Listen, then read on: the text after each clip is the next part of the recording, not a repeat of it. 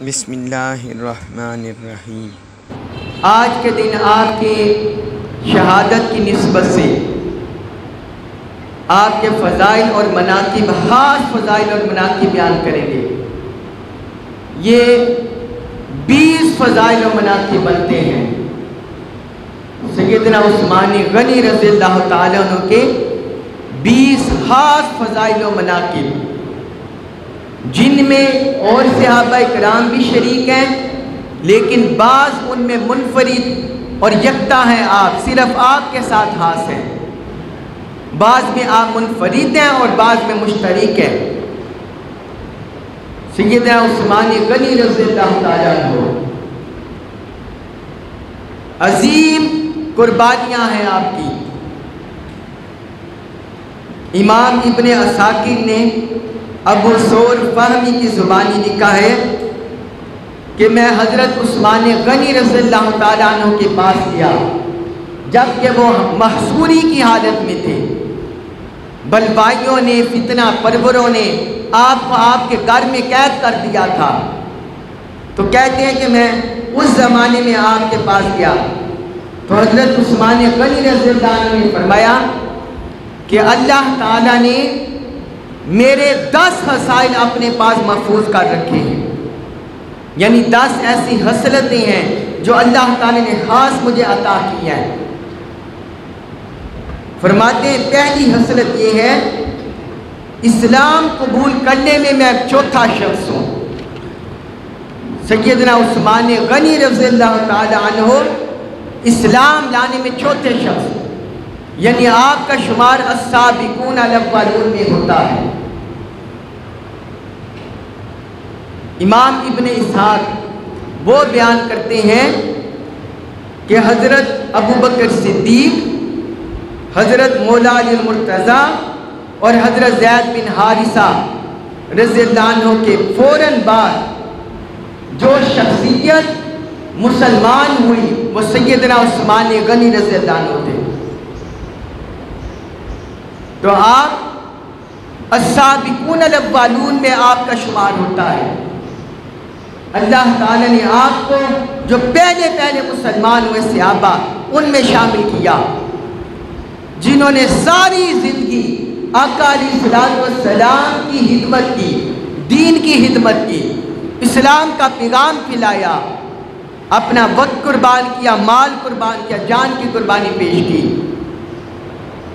اور پھر دوسری خصوصیت بیان کرتے ہیں کہ نبی کریم صلی اللہ علیہ وسلم نے یکے بعد دیگرے اپنی 2 صاحبزادیوں کا نکاح میرے ساتھ کیا۔ پہلے سیدہ رقیہ حضرت عثمان غنی رضی اللہ عنہ کے عقد میں آئی، اور جب ان کا وصال ہوا تو ان کے وصال کے بعد سیدہ ام کلثوم یہ حضرت عثمان غنی رضی اللہ عنہ کے عقد میں آئی۔ تو یہ دوسری خصوصیت ہے جو سیدنا عثمان غنی رضی اللہ عنہ کو نصیب ہوئی، جو سیدنا عثمان غنی رضی اللہ عنہ کو نصیب ہوئی۔ اور بعض ائمہ نے کہا ہے کہ کبھی ایسا نہیں ہوا تاریخ میں کہ کسی نبی کی 2 بیٹیاں بیک وقت، کسی نبی کی 2 بیٹیاں کسی شخص کے عقد میں آئی ہوں، کسی شخص کے عقد میں آئی ہوں، کبھی ایسا تاریخ نہیں ہوا۔ اور یہ حضرت عثمان غنی رضی اللہ عنہ کی شان ہے کہ اللہ تعالیٰ نے اپنے حبیب مکرم صلی اللہ علیہ وسلم کی 2 شہزادیاں یکے بعد دیگرے ان کے عقد میں گئی۔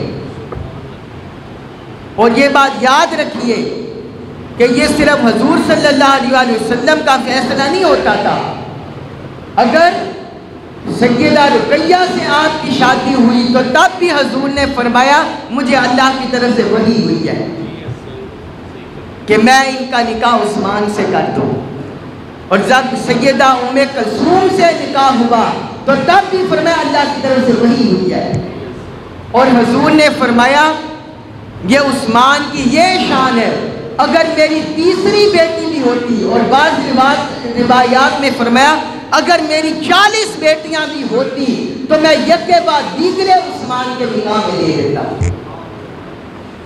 یہ سیدنا عثمان غنی رضی اللہ عنہ کی شان ہے.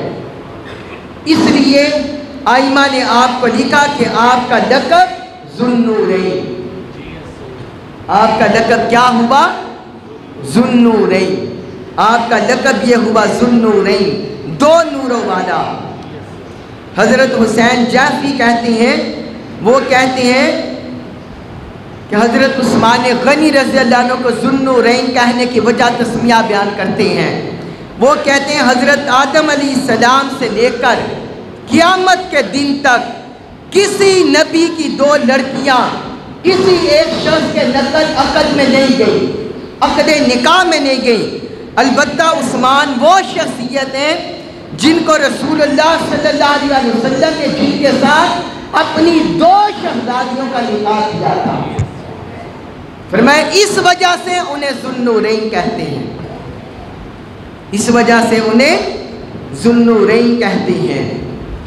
اور امام ابو نعیم نے حضرت امام حسن بصری کی زبانی میں یہی لکھا ہے کہ ذوالنورین کہنے کی انہیں وجہ ہی یہی ہے کہ آقا علیہ السلام کی 2 شہزادیاں ان کے عقد میں گئی، سیدہ رقیہ اور سیدہ ام کلثوم. سیدہ رقیہ کا وصال غزوہ بدر کے موقع پر ہوا اور بعد میں حضور نے سیدہ ام کلثوم کی شادی آپ کے ساتھ کر دی اور ان کا بھی 9 ہجری میں وصال ہو گیا. یعنی حضور کی حیات مبارکہ میں ہی دونوں شہزادیوں کا وصال ہو گیا. اور پھر تیسری حضرت سیدنا عثمان غنی رضی اللہ عنہ کی فضیلت، وہ کہتے ہیں میں کبھی گانے بجانے میں شریک نہیں ہوا. یعنی اللہ تعالیٰ نے انہیں ہر طرح کی برائی سے محفوظ رکھا تھا، لہو و لعب، کھیل تماشے سے. کہتے ہیں میں کبھی گانے بجانے میں مشغول نہیں ہوا. حالانکہ زمانہ جاہلیت میں فتنوں میں پڑھنا، برائیوں میں پڑھنا لوگوں کے لیے آسان ہوتا تھا، کیونکہ اس دور میں عیب نہیں تھا، اس زمانے میں عیب نہیں تھا. مگر عثمان غنی رضی اللہ عنہ کا دامن اس سے بھی پاک رہا. اور چوتھی حضرت بیان کرتے ہیں کہ میں کبھی لہو و لعب میں مشغول نہیں ہوا، فضول کھیل کود میں، اپنا وقت ضائع کرنے میں، کھیل تماشوں میں، دنیا کے تماشوں میں. فرماتے ہیں میں کبھی مشغول نہیں ہوا. یعنی اللہ تعالیٰ نے گانے بجانے سے، شیطانی کاموں سے ان سے بھی محفوظ رکھا اور کھیل تماشوں سے بھی محفوظ رکھا. اس سے مراد وہ کھیل نہیں ہے جس سے انسان کی ورزش ہوتی ہے یا انسان کی صحت بنتی ہے. یہ لہو و لعب سے مراد ہے فضول کھیل کود جس سے انسان کا وقت ضائع ہو، فرائض ان میں کمی کوتاہی ہو، اللہ کی عبادت میں کمی کوتاہی ہو، وہ مراد ہے. فرماتے ہیں میں کبھی لہو و لعب میں مشغول نہیں ہوا. اور 5ویں حضرت سیدنا عثمان غنی رضی اللہ عنہ کی کہتے ہیں میں نے کبھی بدی اور برائی کی تمنا نہیں کی،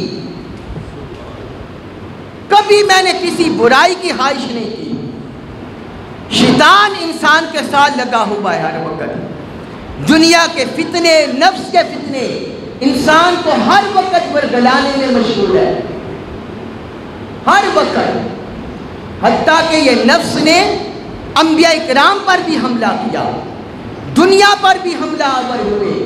حضرت یوسف علیہ السلام نے فرمایا وَمَا أُبَرِّئُ نَفْسِي إِنَّ النَّفْسَ لَأَمَّارَةٌ بِالسُّوءِ. کہتے ہیں میں اپنے نفس سے برات نہیں کرتا، کیونکہ جو نفس ہے وہ برائی پر آمادہ کرنے والا ہے. اور یہ اللہ کا فضل ہوتا ہے، اللہ کا انعام ہوتا ہے اپنے برگزیدہ بندوں پر کہ اللہ تعالیٰ اپنے انبیاء کو، مقربین بندوں کو اور اہل اللہ صالحین کو نفس کے فتنوں سے، دنیا کے فتنے سے، شیطان کے شر سے اللہ معصوم ان کی حفاظت کرتا ہے، انہوں نے پناہ عطا کرتا ہے. تو حضرت عثمان غنی رضی اللہ عنہ نے فرمایا میں نے کبھی بدی اور برائی کی خواہش نہیں کی، زمانے جاہلیت میں بھی. اور پھر اگلی حضرت چھٹی حسرت حضرت عثمان غنی رضی اللہ عنہ کی، کہتے ہیں کہ جب میں نے رسول اللہ صلی اللہ علیہ وسلم کے دست اقدس پر بیعت کر لی، جب میں نے حضور کے دست اقدس پر بیعت کر لی اپنے ہاتھ سے، تو پھر میں نے اپنے ہاتھ سے کبھی اپنی شرمگاہ کو نہیں چھوا۔ سبحان اللہ، ان کا دیکھیں ادب مصطفیٰ، تعظیم مصطفیٰ، اکرام مصطفیٰ، حضور کی محبت، حضور کا ادب اور آقا علیہ السلام کے ساتھ نسبت۔ کہتے ہیں جب سے میں نے آقا کے دست اقدس پر بیعت کی ہے، اس وقت سے میں نے اس اپنے ہاتھ سے شرمگاہ کو نہیں چھوا۔ یہ ان کا ادب تھا، کمال ادب پر تھے، کمال ادب پر تھے۔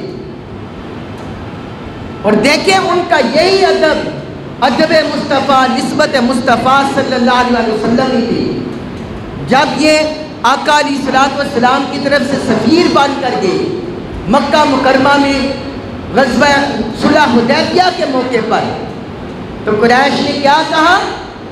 قریش نے کہا اے عثمان، آپ بیت اللہ میں آ گئے ہیں، اب آپ کو اجازت ہے آپ بیت اللہ کا طواف کر لیں۔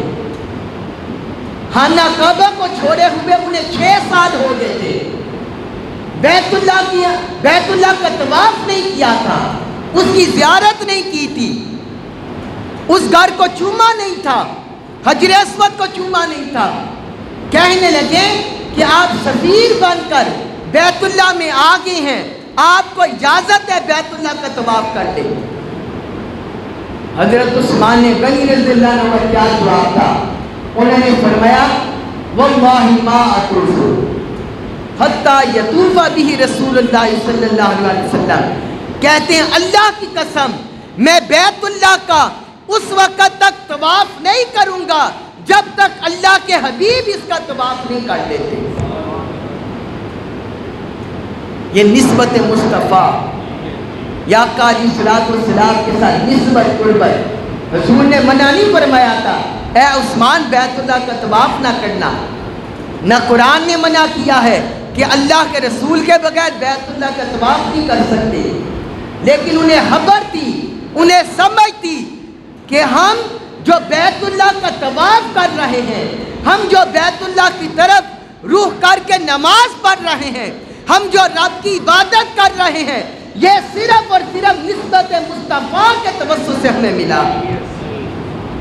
نعرہ تکبیر، نعرہ رسالت، یہ صرف نسبت مصطفیٰ صلی اللہ علیہ وسلم کے خبر۔ مجھے کیا خبر تھی رکوع کی، مجھے ہوش کب تھا؟ سجود کا۔ تیرے نقش پا کی تلاش تھی کہ میں جھک رہا تھا نماز میں، تیرے نقش پا کی تلاش تھی کہ میں جھک رہا تھا نماز میں۔ سیدنا عثمان غنی اور جمیع صحابہ اکرام کا یہی ادب تھا، یہی عقیدہ تھا، یہی مسلک تھا۔ عشق مصطفیٰ میں، محبت مصطفیٰ میں، ادب مصطفیٰ میں وہ فنا تھے۔ ان کی ساری زندگی کا یہی نچوڑ تھا۔ اور پھر وہ ایک بیان فرماتے ہیں 7ویں حسرت سیدنا عثمان غنی رضی اللہ عنہ کی، کہتے ہیں کہ اسلام لانے کے بعد، حضور کا کلمہ پڑھنے کے بعد، میں نے ہر جمعہ ایک غلام آزاد کیا ہے،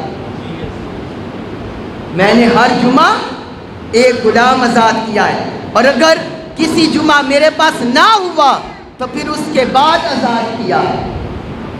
یعنی ہر جمعہ انہوں نے کسی نہ کسی غلام کو غلامی سے آزاد کر دیا۔ اور 8ویں حسرت بیان کرتے ہیں، کہتے ہیں زمانہ جاہلیت ہو یا زمانہ اسلام ہو، میں نے کبھی حرام کاری نہیں کی۔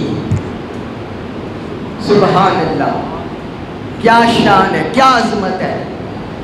زمانہ جاہلیت میں جب عورتوں کو لونڈیوں سے بدتر بنایا جاتا تھا، سمجھا جاتا تھا، جب عورتوں کی کوئی عزت نہیں تھی، حرمت نہیں تھی، تقدیس نہیں تھی، مگر سیدنا عثمان غنی رضی اللہ عنہ کی شرم و حیا پر اور ان کی عزت پر اور ان کی آنکھوں کی جو حرمت ہے اس پر قربان جائے.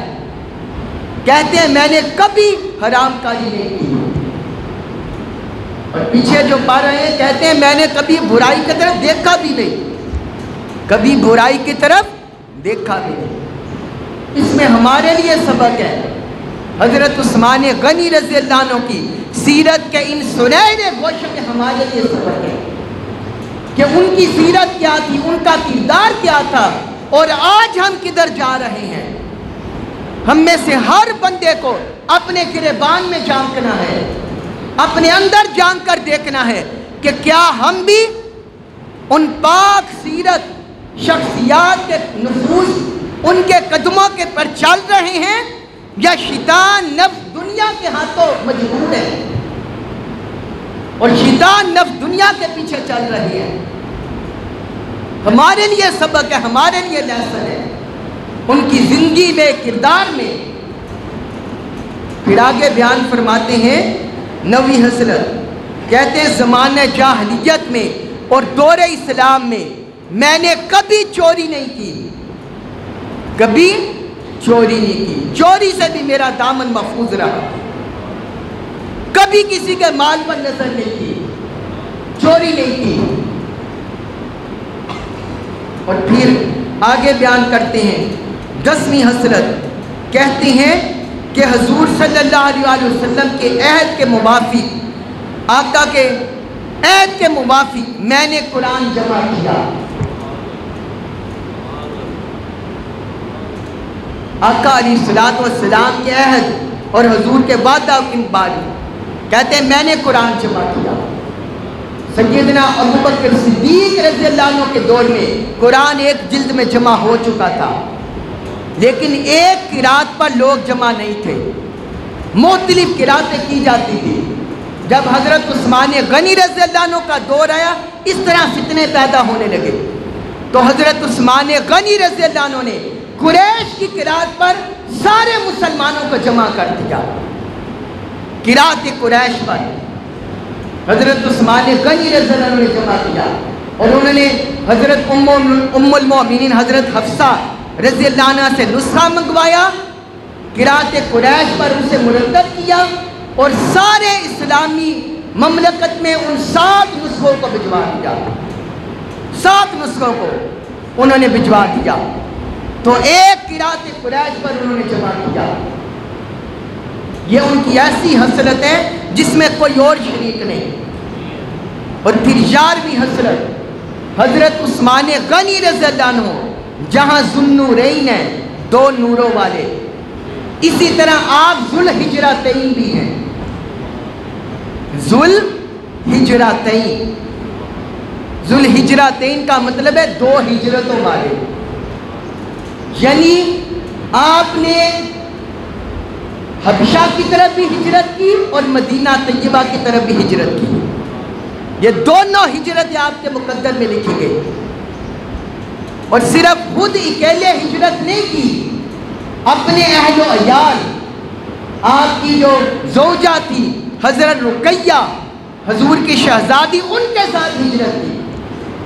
اور آقا علیہ السلام نے آپ کی ہجرت پر فرمایا کہ حضرت لوط علیہ السلام کے بعد جس اہل و عیال نے, گھر والوں نے سب سے پہلے ہجرت کیا ہے, فرمایا وہ عثمان اور اس کے گھر والے ہیں. عثمان اور اس کے گھر والے ہیں. یہ حسرت بھی, یہ خوبی بھی اللہ نے آپ کو عطا فرمائی. اور پھر 12ویں خوبی سیدنا عثمان غنی رضی اللہ عنہ کی غزوہ بدر میں شریک نہیں ہوئے. غزوہ بدر میں ظاہری طور پر شریک نہیں ہوئے, لیکن باطنی طور پر شریک تھے. باطنی طور پر شریک تھے. آپ کی زوجہ حضرت رقیہ بیمار تھی, تو علیل تھی, اس لیے حضور نے فرمایا میری بیٹی کی تیمارداری کے لیے مدینہ میں ہی رہو. تو آپ غزوہ بدر میں شریک نہیں ہوئے, لیکن حضور نے فرمایا اے عثمان تم مدینہ میں رہو گے, لیکن ہم غزوہ میں جا رہے ہیں, ہم جہاں جہاں جائیں گے تم ہمارے ساتھ رہو. تو بدر میں ظاہری طور پر شرکت نہ کرنے کے باوجود باطنی طور پر غیبی طور پر سیدنا عثمان غنی بدر میں شریک تھے، اور حضور نے فرمایا چونکہ عثمان غنی باطنی طور پر ہمارے ساتھ شریک تھا، اس لیے مال غنیمت میں سے ان کا حصہ بھی نکالا، ان کا حصہ بھی نکالا۔ یہ سیدنا عثمان غنی رضی اللہ عنہ کے فضائل۔ اور مدینہ طیبہ میں نائب رسول بھی آپ رہے، مدینہ طیبہ میں نائب رسول بھی آپ رہے، نیابت کی ذمہ داری بھی آپ نے ادا کی۔ غزوہ ذات الرقاع اور غزوہ غطفان کے موقع پر جب حضور مدینہ سے باہر تشریف لے گئے تو آپ نے سیدنا عثمان غنی کی ڈیوٹی لگائی، میرے نائب بن کر مدینہ میں رہے، نائب بن کر مدینہ میں رہے۔ اور 14ویں آپ کی حسرت، جب صلح حدیبیہ کے موقع پر، صلح حدیبیہ کے موقع پر آقا علیہ الصلوۃ والسلام نے بیعت لی، بیعت جہاد صحابہ کرام سے، تو حضرت عثمان غنی رضی اللہ عنہ وہ تھے گئے ہوئے تھے مکہ مکرمہ، سفیر بن کر مکہ مکرمہ گئے ہوئے تھے۔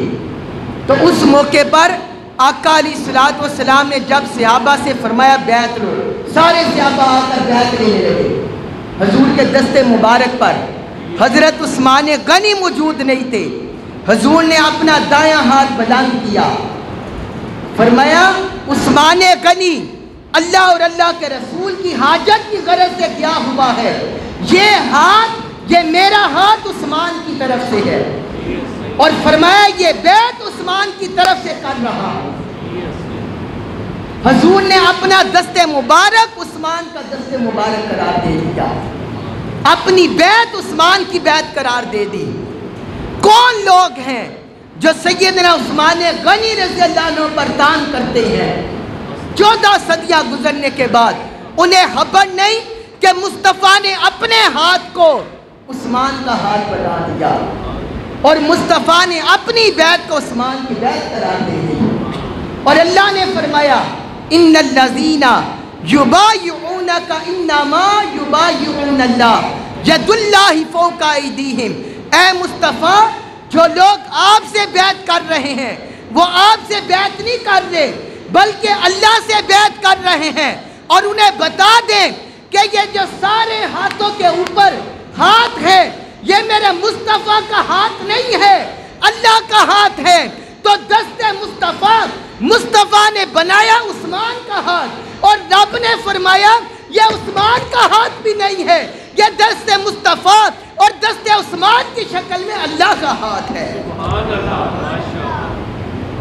دست مصطفیٰ اور عثمان کی شکل میں اللہ کا ہاتھ ہے، اللہ کا ہاتھ ہے، فرمایا یہ اللہ کا ہاتھ ہے۔ اور آقا علیہ الصلوۃ والسلام نے اگلی حسرت ان کی بیان کی، یہ 14-15 عیسوی میں ہو گئے، اور فرمایا یہ مشابہ رسول ہے۔ کیا فرمایا؟ مشابہ رسول۔ فرمایا آقا علیہ الصلوۃ والسلام نے اپنی ایک صحابی کو فرمایا میں اور عثمان تمہارے دادا حضرت ابراہیم علیہ السلام سے مشابہ ہے، یہ حضرت ابراہیم علیہ السلام سے بھی مشابہ، مجھ سے بھی مشابہ۔ حضرت عثمان غنی رضی اللہ عنہ۔